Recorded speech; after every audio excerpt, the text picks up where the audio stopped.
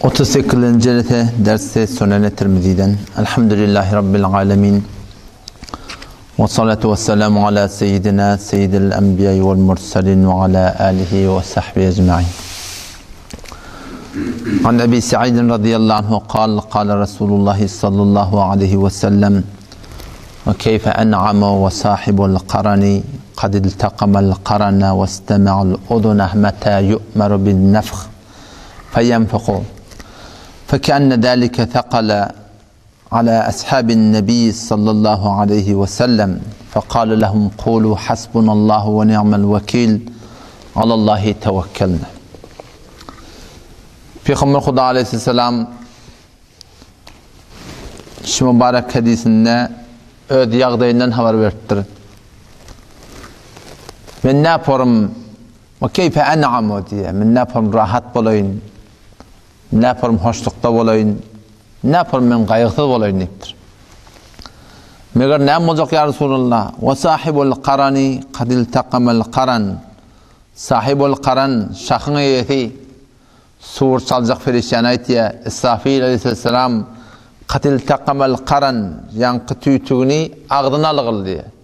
Şu tüytüğü köten akşam Suri ke şoň hakynda täşin gurulmaly şygadar ulaqan ki betedad arwah şonuň deşikleri var. Şüjre ulaqan bir tüytük İsrafil aleyhisselamyň ödüne kadar ulaqan bolmak şu tüytüğü eline alıp dur. Peygamber Huda aleyhisselam şoň hakynda aýtýar ki sahibul qaran şol ferişte ki şol tüytüğün eýeti tüytüge mes'ul qatil taqamal qaran şol tüytüg diye ağdına alygyl wastama'ul uzuna kulak berigli Allah tebarek ve taalanyň fermanyna ki meta yu'maru bin nefh haçan emrediljek kişi tüytügü çalmaly diýip. Yağday şeyle deyiptir yani. O keyfe en'ama men ne yapalım kaygısız olayım. Yani sizce bir yakıncak da şiform bir Allah'ın emrine gödüşüp duran bir desturi ki İsrafil aleyhisselam şu tüytüğü ağzına alıp o şaturatına kulağı Allah Teala'nın emrine verip haçan dem sallite, haçan çüfle dinilde, haçan sonra üfle dinilde ki sonra ne olacak? Şonda kıyamet bolacak, şonda şoňa demin taljak diýdi. Men ne yaparım Peygamber Hudaýsan gaýgysy bolayım men. O bir kıyameti guruhiň gurruňy. Kıyameti guruhi boljak, alem jahan dargajak. Ondan beri musulman dogan şeýle. Yani bagan biz ödümizde bagan ölüm ýadymyzda bolsa, şu dünýäň hiç bir zadyna hoş bolar ýagdaý ýok yani. Näme hoş boljaksyň? Öý salym diýip hoş boljakmy? Haçan öljek boldy? Maşinalın diýip hoş boljakmy? Şaýat Arabi mergin bolsun. Şaýşyň tün öldüň. Näme hoş boljak den? Emma şu dünýä adam göwün hoşlugyny berip, şuňa umyt baglap, şuňa ýürek berip, şu bilen hoş bolmaklyk näme alamaty? Awal baştan kıyamata dogry iman ýok. Ikilenjende kıyamaty imanla bolsa, iman zäiflenigi. Ölüm ýatdan çykyr. Ölümü ýatlamaklyk Peygamber Hudaýsan beter bir tawşyran zadynyň biri. İki däne netihat berýän zat goýdum araňyzda, biri kepliýe, biri keplemeýe. Kepliýäni bir köhümiz düşünemdik. Düşünmeklige de aladamy ýok. O näme Kur'an? Kur'an kepläpdi. Netihat beripdi. Umum musulman Kur'an düşünenek. Açlak öptürlük endi. Tercüme farsiyeti var, tercüme muhabereyi. Bir atdi hever zaban selise farsi tercüme ettirle, ondan düşünmeklige de ehmet yok. Allah Hudaýyň kelamı şey. Allah näme diýipdir sada? Hudaý Taala näme diýipdir sada? Kepleýän netihat berýän goýdum. O näme Kur'an? Keplemeýän netihat berýän goýdum, ölüm diýdi. Ölüm ýatlamaklyk. Ölüm ýeke kullen ýatdan çykyr. Yani bagan her kim serdar geriban iki diýdin gujaklap ödüň bilen sadygana fikret, tem bir günne näçe daýga ölme fikret ýa. Hanawadaň bilen ölmese näçe daýga fikret ýa. Oglaň oşaň bilen han näçe daýga ölme fikret ýa. Wagty ölme fikredilmeýe, oňça hassa haýy nabeja şu ziyade talebiyle, şu ziver talebiyle, şu zinet talebiyle, şu biyhut harçla şundan şeyim geliyor. Şu biyhut harçla, şu da şimdi şu ölüm yattan çıkıyor, hoş olacak taraf. Hani kaçın öleceğini belli, haçan geleceği belli de. Şuna fikretmeli. Fekenne zalike güya ki şu Peygamber Huda sama ittirdamını. Ama Allah'un narul kefi yartı yurtay daryalak. O gidip görüp geliptir, şolaydı bati. Cenneti görüp gelen, cehennemi görüp gelen, cehennemin içindeki adaplar görüp gelen, cennetin içindeki nimetler görüp gelen ayıttı adamını.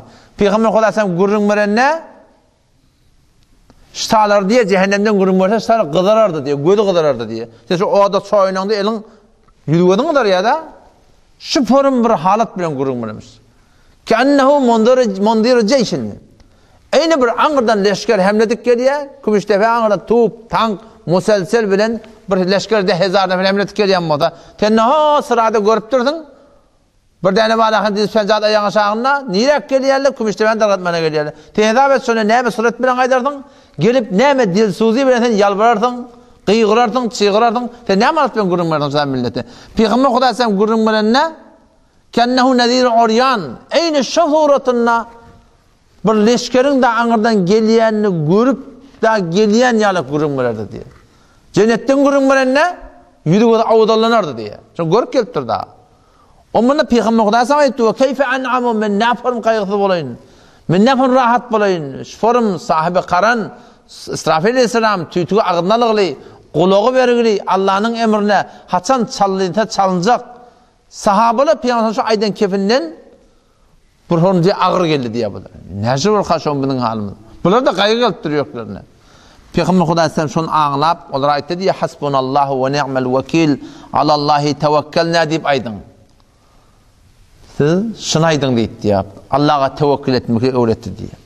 Otam şu tayda Müslüman doğan çından gerekli dadın bir nemeşi ölüm yatlamaklık. Yani hanımada da şu fikir geldi, denan oğluna sonra şu fikir geldi, babıra zindagi dünya beter rahat oluyor. Zindagi dünya beter rahat oluyor. Onda Allah'ın veren üçlükte bir kavda da etkiyadı.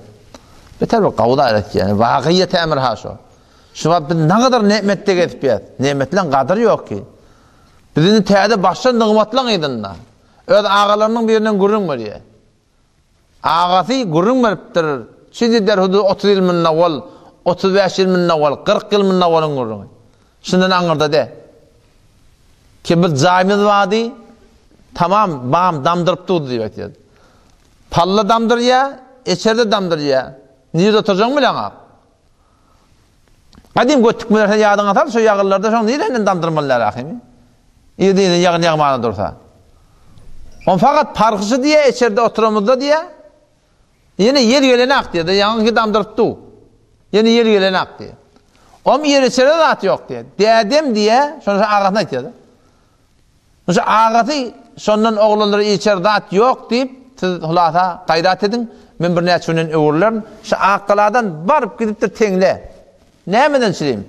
Şu tada bayla baylardan barıp bir gayret edin bir yatıkite arfa verin deyip dilemeyene gidiptir. Arfa buğday dedi.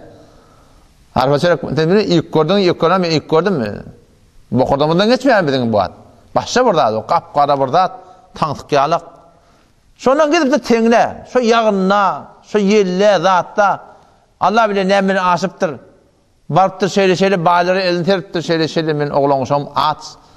Bir arfa versen o da deyiptir biz halkın garibini ödenek ne deyip onu başka görürdür. Şon tapsalı hoş.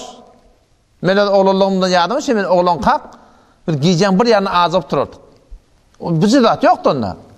Yaxşal zat yok deyim. Men barın gelenini men zordan bilyen. Barık gelenini men devamında zordan bilyen. Oğlan çıktım.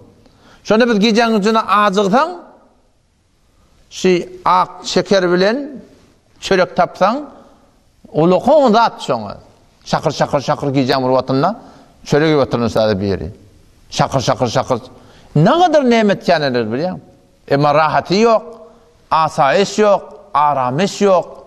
Ne mi deyip yok? Çünkü ziyade telebiyle keneler. Ne mi deyip? Çünkü nimetler beter artık matçolttur. Ölümde yattan çıkılı. Şu zamanın sen kıyınçılıklarını görüp şu zamanın nimetini görüp var akıyım. Atan fakat şu bizim çöreğimiz da çörek var ha. Çöreğin öde etten kemde. Fakat şu çörek bundan tam var ya. Yani ziyade telebiler beterken erer. Perdahayı ançenani olmalı. O ona sen kurmalı. O falan etmeli. Falan etmeli. Aslında ona enerji yetirmeli tamam ona. Yetirip olmayan şundan çireyim. Şol ziyade telebiler öyden çıkacak vatan ne yapın Müslümandan? Şol ölüm yatlamalı. Netihat pertu da sana. Günne çağır günne bir kene çağırıyorlar da qıyırıyor falan öttür deyip. Bir de birun çağırırlar. Ya bir qalacaq muhaymeşe. Bir de birun çağırırlar. Şu yattan çıkır. Şu yattan çıkandan şu nimet bilinen ak. O şu naşükriler izine gelip bir hut harslar kendini. Babu ma jaa fi şe'ni sirat. Sirat köprünün hakkında. Enes bin Malik radıyallahu anhu. Anil Mughire bin Şu'be radıyallahu anhu قال Resulullah sallallahu aleyhi ve sellem şiarul mu'minin ala sirat Rabbi sellim. Eti kıyamet günü sirat köprüden geçmeli. Ve ma minkum min ahadin. Sizin hiçbiriniz yok illa variduha şol hatmin sirat köprüden geçmelidir Allah Teala. Her kim şu sirat köprüden geçmeli. Şonla imanlı adamların şuarı ne olacak? Alamatı ne olacak? Ya Allah sellim. Yalla sen tağaman geçire diye imanlı adamların alamatı olacak şu diye. Bazen Hudaydan gelen çağırıyorlar vardır. Ya falan yetişiyor deyip. Şu tabi birden hadis etkendirler. Ki Hazreti Ömer radıyallahu anh sahabala zatla meydanı cengde ya Muhammedah deyip kıyırıptırlar diye de. İşte nedir? Sahabala meydan cengde diye ya Muhammedah deyip kıyırıptırlar diye. Sahabeler Kur'an düşünmeyiptir mi diye. Hadis var diye inerken. Hadise şu geliyor. Ki şölen alamatı neydi? Cihava başta alamatı. Kâne şiarel mu'minin. Şolun imanlı adamların şiari meydanı cengde neydi diye? Şu diye ya Muhammedah. Şu şiar dediği neydi? Şu şiar mukadiptir da. Şiar mukadiptir. Neden mukadiptir? Şiar dediği alamat diye bayittir. Meydan cengde Arapla bilen uğraşıptırlar. Arap Mesih'le bilen uğraşıptırlar sahabalar. Nesara'yı Necran bilen uğraşıptırlar. Mesih'i Araplamıştık öyle. Labaslar mengdeş. Ohum katımlarım da meydan ceng tanıyıp olmayan birbirini. Kâne şiarul mu'minin. İmanlı adamların şoğun alamatı birbirini tanımadan süreyim ya Muhammed'e ahmıştık diye de. Yani bu birbirini uğramatırlar. Onun sonra alamat koyuptırlar. O tabi peygamber çağırmak da yok, zat da yok. Fakat sahabenin meydan cengde alamatı ya şu şuar meydanı cengi ki birbirini tanımadan sürünmüştük da. Neymiştik? Hamim la yunsarunmuştuk. Ya Abdullah'mıştık. Emitmiştik. Şuna meydaş öderlerine şuar koyuptur. Şuar diye alamat koyupturlar. Birbirini tanımadan süreyim. Şibeler nereden geliyor biliyor musun? Ustatsız hadis okuyanda oluyor. Nasıl kitapları okuyordu ama ustatsız. Adam gomrah etti yaşıyor. Sen ne diyeyim? Öz fikrine uğrat şunluyor, öz aklına uğrat şunluyor. Hadis, o da teyade balakim zayıf hadis. O da teyade tarih. Meydan, cengde. Yani tarihin utundan gelip akide tutunmaklık, zat etmekte katı bir yanlışlık. Allah ta tevfik versin. Vesselamu aleyküm ve rahmetullahi ve berekatuhu.